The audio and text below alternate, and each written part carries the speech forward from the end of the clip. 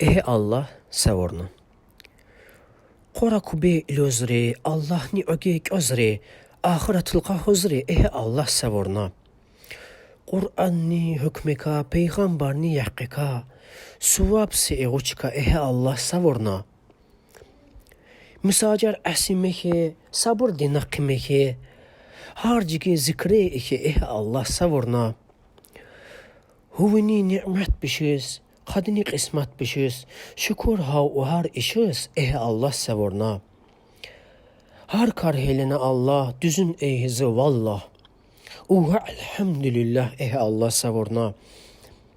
Hu irkunası Allah, borcu vurgucusu vallah, ehelan, subhanallah, ehe Allah savorna. Huna şakası kal, vaşcab kuy ilvikar. Zikredi şey divoykar, ehe Allah savorna.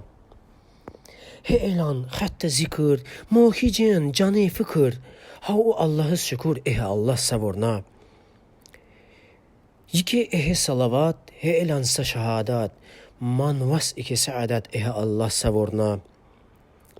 Qarik haqqı güzalqa, imanul qağı qora. Cennet bir şey qahora, ehe Allah savorna. Ve qavornasa Allah, mütih ki gucus vallah. Qafqasi kul huvallah, ehe Allah savorna. Allah vorna dünyayın nur. Rahim vubcuqa harcur. A'lam, mahlukat etcun, ehe Allah savorna. Winçe şas ömür holi, şavani cun borç qili. Qura dinul khasaqli, ehe Allah savorna. Saqqal jagora qivqa, ules kolga vubdiuqa. Fazil asta vaqtuqa, ehe Allah savorna.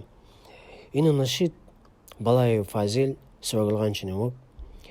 İnçe eskanan ay fazil. Haq dünyaya argınır. Ahasta qoyik bir şey. Vakişas fukavasi, ehe Allah savorna. Assalamu alaikum ve rahmetullahi ve berekatuhu.